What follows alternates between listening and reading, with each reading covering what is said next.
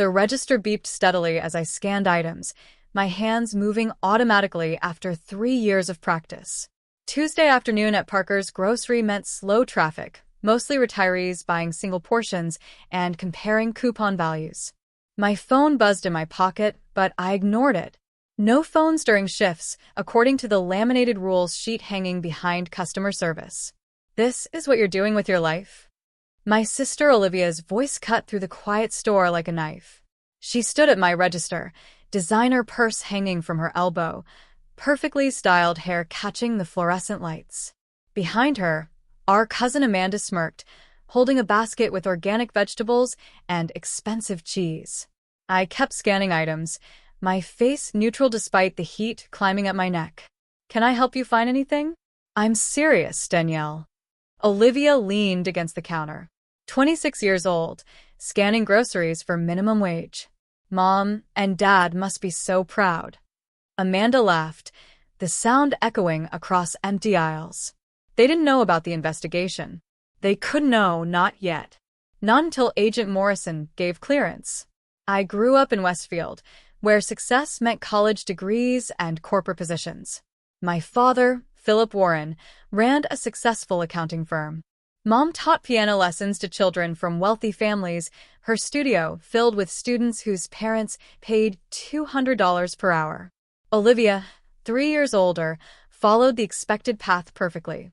Business degree from State University, marketing position at a prestigious firm downtown, salary that let her buy the condo and cars she constantly posted on social media. She measured worth in Instagram followers and brand names. Then there was me, the dropout, the disappointment, the daughter who'd quit college after 2 years to work retail. Our parents didn't understand. Olivia certainly didn't. She'd stopped inviting me to family gatherings, embarrassed by my blue vest and name tag. But what nobody knew, what I couldn't tell anyone, was that I hadn't quit college because I was lazy or unmotivated. I'd quit because the FBI had recruited me for something bigger. Something that required this exact cover. Something that would break open the largest money laundering operation in state history. Your total is $47.63, I said quietly, finishing her transaction. Olivia swiped her credit card, then leaned closer. Seriously, Danielle, when are you going to get your life together? Dad's firm is hiring. You could at least try to be respectable. I'm good here, I said, handing her the receipt. Good. Amanda shook her head. Danielle, you're wearing a vest with a name tag. You smell like produce. This isn't good. This is giving up. Other customers were starting to stare. My manager, Paul, glanced over from the customer service desk, probably wondering if there was a problem. I kept my voice level. I appreciate your concern. It's not concern. It's embarrassing. Olivia grabbed her bags. Do you know what people say when they ask about you? I have to make up stories. I can't tell them my little sister works at a grocery store. They left, their laughter trailing behind them. I stood at my register, breathing slowly, counting to 10 like Agent Morrison had taught me during stress management training. The phone in my pocket buzzed again. This time, I glanced at it during my break. Message from Morrison. Wire transfer confirmed. Moving to arrest phase. Stand by. 3 months earlier, I'd been stocking shelves in aisle 7 when a man in a gray suit approached. He wasn't shopping. His eyes scanned too carefully, his posture too alert. Danielle Warren? He'd asked quietly. I'd nodded, confused. He'd show me FBI credentials, then gestured toward the back room. We need to talk privately. In the storage area between pallets of canned goods and boxes of cereal, Special Agent Frank Morrison had explained why my ordinary life was about to change. We've been investigating a money laundering network operating through several businesses in this area. One of them is Parker's Grocery. My heart had stopped. Money laundering? Here? The owner, Richard Parker, is involved with a criminal organization. They're using the store to clean money from drug trafficking and illegal gambling operations. We need someone inside. Someone they won't suspect. He'd studied my face carefully. You're a college student working part-time. No criminal record, no red flags. You're perfect. I don't understand what you want me to do. Keep working. Watch. Document everything unusual. We'll train you in what to look for. That conversation had changed everything. The training happened in unmarked offices across town, evenings after my shifts ended. Agent Morrison taught me how to spot suspicious transactions, how to recognize patterns in seemingly normal business operations, how to document evidence without raising suspicion. Money laundering leaves traces, Morrison had explained, showing me spreadsheets filled with transaction records. Unusual cash deposits, customers who pay for small purchases with large bills, repeated transactions just below reporting thresholds. You'll learn to see the patterns. I'd learned quickly. Within weeks, I was identifying suspicious activity that even experienced agents had missed. The grocery store became my classroom. Every transaction taught me something new about how criminals hid illegal money in plain sight. I documented everything in a secure app on my phone. Photos of suspicious customers, notes about unusual cash patterns, records of inventory discrepancies that suggested unreported sales. The evidence accumulated slowly, but steadily. But the cover story required sacrifice. I'd withdrawn from college, telling my parents I needed time to figure out my direction. They'd been disappointed, but understanding at first. Then weeks turned to months, and understanding became frustration. My family saw failure. They couldn't see the real work happening beneath the surface. Olivia had been the loudest critic. At family dinners, she'd make pointed comments about ambition and responsibility. She'd compare my grocery store job to her marketing career, asking when I'd get serious about my future. Dad would sit quietly, his disappointment written across his face. Mom would try to mediate, suggesting community college courses or trade schools. I'd learned to stay silent, to let them believe whatever story made sense to them. Because the truth was classified. The investigation was sensitive. One careless word could compromise months of work and put people in danger. Agent Morrison had been clear about that from the beginning. Nobody can know. Not your parents, not your friends, nobody. The organization we're investigating has connections everywhere. If word gets out that you're cooperating with federal authorities, your life could be at risk. So I'd endured the judgment, the disappointment, the embarrassment. I'd worn the vest and name tag and smiled at customers while secretly gathering evidence that would dismantle a criminal empire. The day after Olivia's visit, I worked the early shift, arriving at 6 a.m. to help with inventory. Paul assigned me to receiving, checking in deliveries, and recording stock. It was perfect for my real work. I'd noticed patterns in the delivery schedules. Certain trucks arrived irregularly, their manifests not quite matching the inventory they carried. Cash appeared in the registers without corresponding sales receipts. The numbers never quite added up. That morning, I photographed delivery invoices, noting discrepancies between listed items and actual contents. A truck supposedly carrying paper products had boxes that seemed too heavy, packed too carefully. I documented everything, sending encrypted reports to Morrison through the secure app. At lunch, I checked my personal phone. Olivia had posted photos from the grocery store encounter, captioning them, "Ran into my sister at work. At least someone in our family has to keep it real. So proud of my corporate career, while some people skin vegetables." The post had 200 likes. Comments from her friends offered sympathetic responses about disappointing siblings. My jaw tightened, but I didn't respond. Let her think whatever she wanted. The truth would come soon enough. That evening, Morrison called me to an emergency meeting. I drove to the safe house the FBI had established in a quiet neighborhood, parking 3 blocks away and walking, checking for surveillance like I'd been trained. Morrison met me at the door, his expression serious. "We're moving to arrests next week. We have enough evidence to take down the entire network, thanks largely to your work." My pulse quickened. "Next week. The wire transfers you documented connected Parker to the main distributors. We've traced money through shell companies, linked it to organized crime figures across 3 states. This is bigger than we initially thought." He handed me a folder. "Your testimony will be crucial. You'll need to explain the patterns you observed, verify the documentation you collected. Are you prepared for that?" I nodded slowly. "What happens after arrests?" "Your cover ends. Your real identity becomes public. The media will cover this extensively. Money laundering operations this large always make headlines. My family will find out. Yes. They'll learn everything. Morrison's expression softened slightly. I know this has been difficult. Maintaining a cover story with people you love is one of the hardest parts of undercover work. But your sacrifice made this investigation possible. The next few days passed in agonizing slowness. I worked my shifts, maintaining the routine while knowing everything was about to change. On Thursday, I noticed unusual activity in Parker's office. He was shredding documents, moving quickly, his face tense. Had someone tipped him off?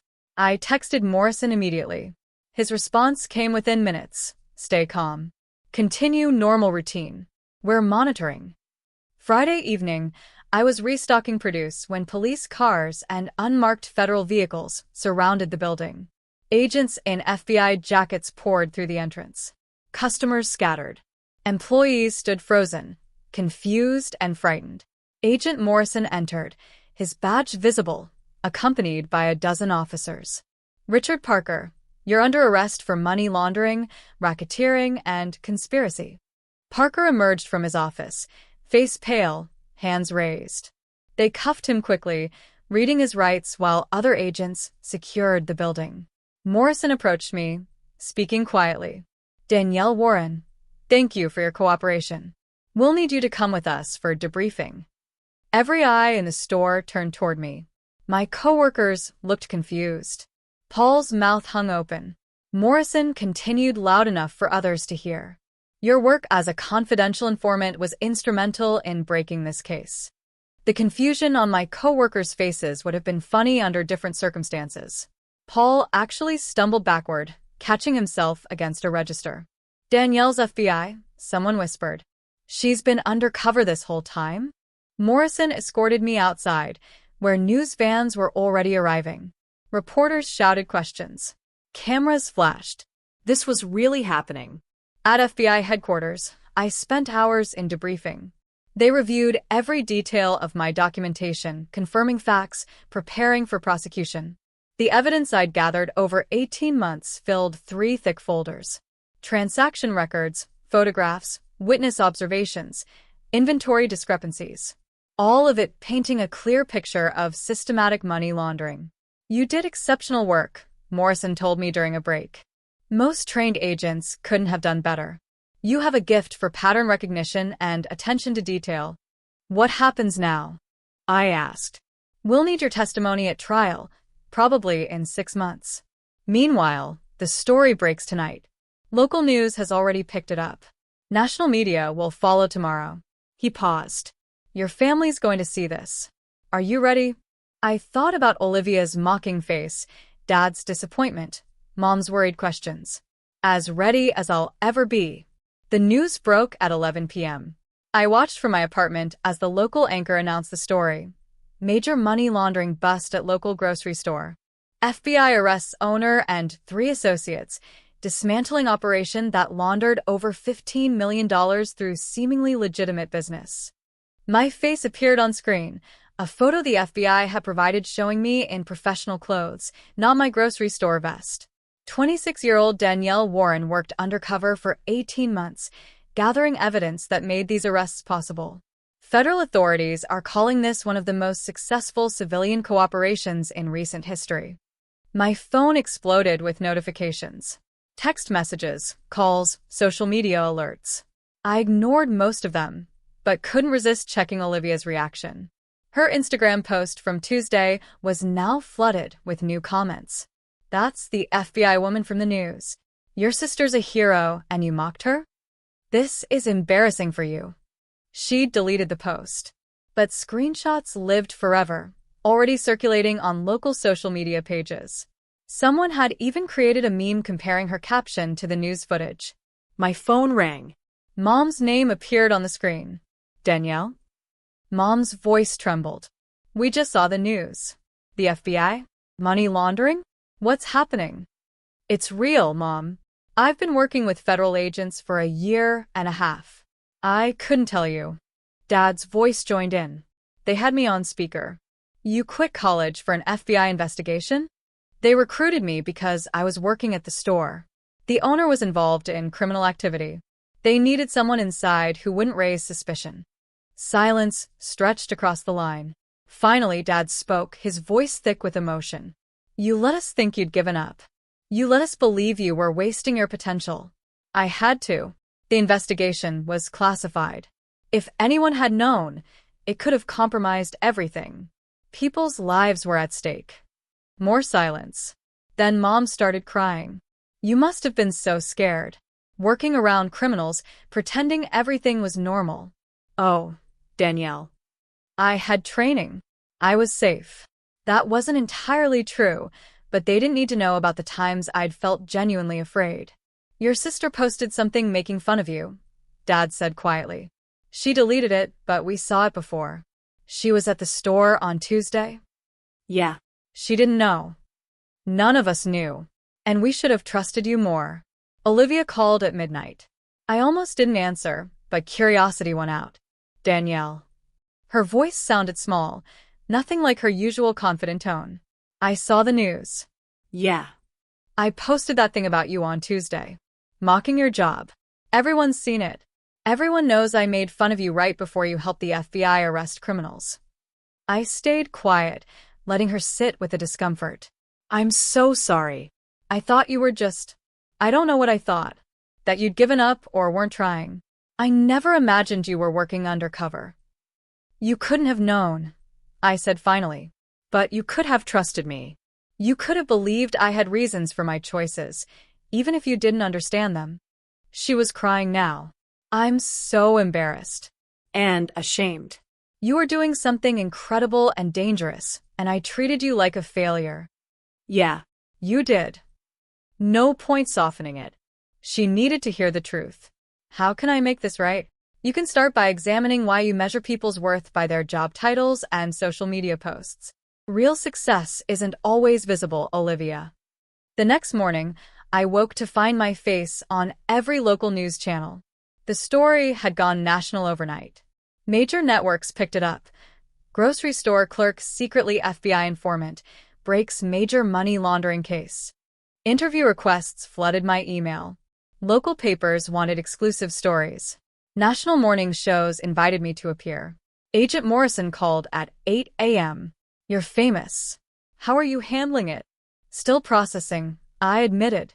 The Bureau wants to issue a formal commendation. We're also discussing whether you'd be interested in permanent employment. Your work during this investigation was truly exceptional. The idea surprised me. Permanent employment? As an agent. You'd need to complete training at Quantico, but yes. We think you have the skills and temperament for investigative work. Financial Crimes Division specifically mentioned your pattern recognition abilities. I sat down heavily on my couch. A year and a half ago, I'd been a college student with no clear direction. Now the FBI was offering me a career. Can I think about it? Of course. Take your time. The offer stands whenever you're ready. After hanging up, I scrolled through news coverage. The story had taken on a life of its own, inspiring think pieces about judging others, hidden heroism, and the nature of meaningful work. That afternoon, my parents came to my apartment. Dad hugged me tightly, something he rarely did. I'm sorry I doubted you. I'm sorry I let disappointment show when I should have trusted that you knew what you were doing. Mom brought food, as always, unpacking containers of my favorite dishes. You're too thin. Have they been feeding you properly? Mom, I'm fine. Working undercover for the FBI is not fine. That's dangerous. You could have been hurt. She gripped my hands. Promise me if you do anything like this again, you'll be careful. I promise. Dad sat down, his expression serious. Morrison called me this morning. He explained the scope of the investigation, how crucial your documentation was. He said you might have saved lives by helping shut down the drug trafficking connected to the money laundering. The weight of that hit me. I'd been so focused on gathering evidence that I hadn't fully considered the broader impact. I just did what they asked. You did more than that. You sacrificed your reputation, your relationships with family, your sense of normalcy. For 18 months, you lived a double life so criminals could be brought to justice. Pride shone in his eyes, something I hadn't seen directed at me in years. That takes courage most people don't have. Olivia arrived an hour later, looking nervous. She'd brought flowers, an awkward peace offering that sat between us on the coffee table. I don't know how to apologize for this, she began. For years, I've been judging you, treating you like you were less than me because your job wasn't impressive. Because you weren't on the path I thought you should be on. You weren't the only one, I said quietly. But you were the loudest. She flinched but nodded. I was. I made jokes at family dinners. I stopped inviting you to events because I was embarrassed. I posted that horrible thing on Tuesday. She looked up, tears streaming down her face. And the whole time, you were doing something brave and important. You were literally helping the FBI catch criminals, and I was making fun of your vest. Mom touched Olivia's shoulder gently. We all made mistakes. We all should have trusted Danielle more. But I was cruel about it. I measured her worth by her social media presence and job title. What kind of person does that? Olivia wiped her eyes. This whole thing made me realize how shallow I've been. How much I've bought into this idea that success only looks one way. The days following the arrest brought unexpected changes. Parker's grocery closed permanently, the building seized as part of the federal investigation. My former coworkers were interviewed by investigators, though none had known about the criminal activity. Several reached out to me personally, apologizing for not realizing what I'd been doing. Paul sent a long email explaining how guilty he felt for sometimes criticizing my work ethic. You were documenting crimes, and I was worried about your scanning speed. I feel like an idiot. Local media wanted my story. I gave one interview to the paper that had covered my family for years, keeping it brief and focusing on the importance of civilian cooperation with law enforcement. I didn't mention Olivia's mockery or my family's doubts. That wasn't the point. The prosecutor's office contacted me about trial preparation. They expected the case to go to trial within a year, and my testimony would be central to their case. Morrison visited my apartment 3 days after the arrests, bringing pizza and updates. We've arrested 12 additional people connected to the network. Your documentation helped us map the entire operation. This is one of the largest money laundering busts in state history. How did you know to recruit me? I asked, curious about how this had all started. Morrison smiled. We didn't initially. We were monitoring Parker's grocery as part of a broader investigation into organized crime. We noticed you were exceptionally observant during your shifts. You caught inventory discrepancies that suggested something was wrong. You reported them to Parker, not knowing he was the one creating those discrepancies. I remember that. He brushed it off, said it was supplier error. Exactly. But we were watching. We saw how detail-oriented you were, how you noticed patterns. When we needed someone inside, you were the obvious choice. He leaned back.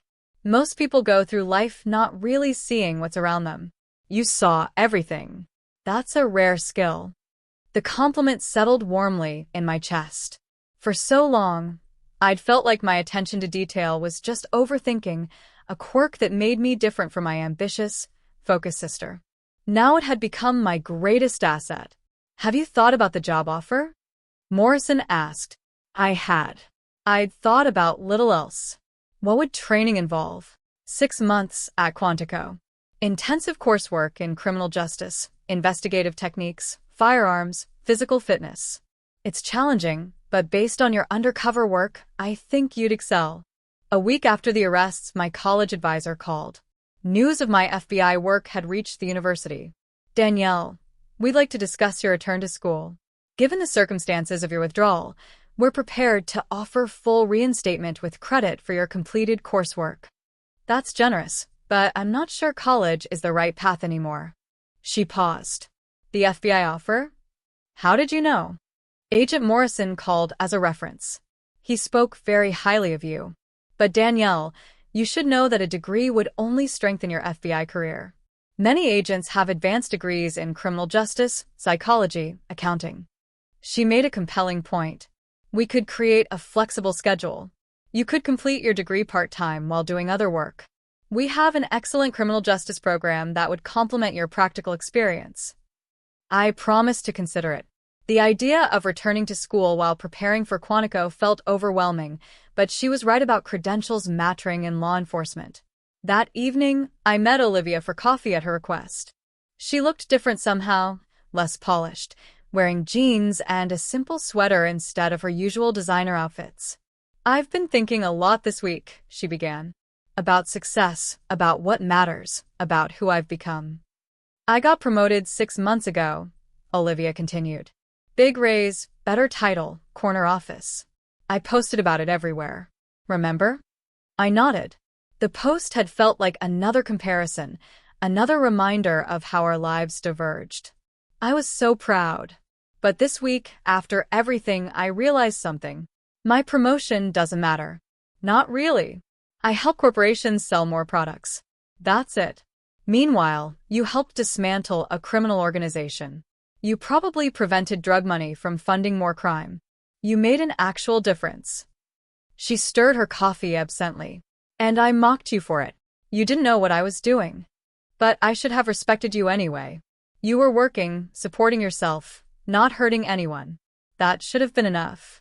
Instead, I made it about status and appearance. The conversation that followed surprised me. Olivia talked about feeling empty despite her success, about measuring her worth by Instagram likes and salary numbers, about the pressure to maintain an image of perfection. "I don't even like my job most days," she admitted quietly. "But I can't admit that because everyone thinks I'm so successful." "Success means different things to different people," I said. "Maybe it's time you figure out what it means to you, not what social media thinks it should mean." 2 weeks after the arrests, the FBI held a formal press conference. I stood beside Agent Morrison and other officials, receiving a civilian commendation for my cooperation and service. The chief of the local bureau spoke about the investigation's importance, the money trail we'd uncovered, the broader criminal network we disrupted. When asked about my role specifically, Morrison stepped forward. Danielle Warren exemplified the best of civilian cooperation with law enforcement. She maintained her cover under difficult circumstances, including personal sacrifice and judgment from people who didn't understand her situation. Her attention to detail and dedication to documenting evidence made this investigation successful. Reporters asked me questions. How had I maintained the cover? Had I been scared? What did my family think? I answered carefully, keeping responses focused on the investigation rather than personal drama. But one reporter asked, "Your sister posted something mocking your grocery store job just days before the arrests. How did that feel?" The room went silent. Olivia was watching from the back, her face pale. "It hurt," I said honestly. But she didn't know the full story. None of my family did. That was necessary for the investigation, but it meant enduring misunderstandings and judgment. That was part of the sacrifice. "Do you resent her for it?" the reporter pressed. I looked at Olivia, saw the tears forming in her eyes. No. I resent a culture that measures worth by job titles and social media presence. My sister bought into that culture, but so do millions of people. This situation is an opportunity for all of us to examine how we judge success. The press conference ended shortly after. Olivia found me outside, where I was talking with Morrison about next steps. "Thank you," she said quietly, "for not throwing me under the bus in there. That wouldn't help anyone." Morrison excused himself, leaving us alone. "I'm quitting my job," Olivia said suddenly. My eyebrows shot up. "What?" "Not immediately. But soon. I've been thinking about what really matters to me. Marketing luxury products, isn't it? I'm going back to school for social work. I want to do something that actually helps people." The announcement stunned me. Olivia had built her identity around her corporate career for years. "Are you sure?" No. "I'm terrified. But watching you risk everything for something meaningful made me realize I've been playing it safe in a life I don't even enjoy. If my little sister can go undercover for the FBI, I can change careers at 29. 3 months later, I started classes at the community college, working toward finishing my degree part-time. The FBI had formally offered me a position pending completion of training at Quantico, scheduled to start in 6 months. I'd accepted. In the meantime, I worked as a consultant for the prosecutor's office, preparing for Parker's trial. The evidence I'd gathered was strong, but testimony would be crucial. I spent hours reviewing my documentation, ensuring every detail was accurate. The trial date was set for next spring. My relationship with my family had transformed completely. Dad took me to lunch weekly, asking about my studies and FBI preparations. Mom stopped worrying quite so much, though she still overfed me every chance she got. Olivia and I talked regularly. She'd enrolled in a social work master's program and seemed genuinely happier despite the pay cut and status loss. She'd even deleted most of her social media accounts. I was so obsessed with crafting this perfect online image, she told me over coffee one afternoon. I forgot to actually live my life. Everything was about how it looked rather than how it felt. She paused. You never cared about that stuff. Even when we all judged you, you just kept doing what you believed was right. That takes strength I'm still trying to develop. The local paper ran a follow-up story 6 months after the arrests, checking in on the investigation's impact and my current situation. The reporter interviewed my family, getting their perspectives on the revelation. Dad's quote surprised me. I thought I knew what success looked like. Corner offices, impressive titles, financial security. But my daughter taught me that real success is having the courage to do what's right, even when nobody understands or supports you. Even when the people who love you most think you're failing. That's a kind of strength I'm not sure I possess. Mom's interview focused on the fear she'd felt retroactively, realizing the danger I'd been in. As a mother, knowing my daughter was working around criminals, gathering evidence that could have gotten her hurt if discovered, it terrifies me. But I'm also incredibly proud. She sacrificed her reputation and our relationships to help stop people who were harming our community. Olivia's section was the most personal. She talked candidly about her mockery, the now famous social media post, and how the experience had forced her to examine her values. My sister showed me that meaningful work doesn't always look impressive from the outside. Sometimes the most important things we do are invisible to everyone around us. I'm grateful she taught me that lesson, even though learning it was humbling. A year after the arrests, I stood in federal court, testifying at Parker's trial. The prosecution presented the evidence I'd gathered, walking the jury through transaction records, photographs, and documented patterns that proved systematic money laundering. My testimony lasted 3 days. Defense attorneys tried to discredit me, suggesting I'd manufactured evidence or misunderstood innocent transactions. But the documentation spoke for itself. Every claim I made was backed by photographs, records, and corroborating testimony from other agents. The jury deliberated for 6 hours before returning guilty verdicts on all counts. Parker faced 20 years in federal prison. The other defendants received similar sentences. Outside the courthouse, Morrison found me on the steps. You did it. This investigation succeeded because of your work. It was a team effort, I said. Take the credit, Danielle. You earned it. My family waited at the bottom of the steps. Mom, Dad, and Olivia had attended every day of the trial, showing support in a way they hadn't when I needed it most. But that was okay. People grow. Relationships heal. Olivia hugged me tightly. I'm proud of you, little sister. Genuinely proud. 3 weeks later, I left for Quantico to begin FBI training. My grocery store vest hung in my closet, a reminder that meaningful work comes in unexpected forms. That judgment often says more about the judge than the judged. And that real success isn't about impressing others. It's about knowing your choices align with your values, even when nobody else understands. Especially then.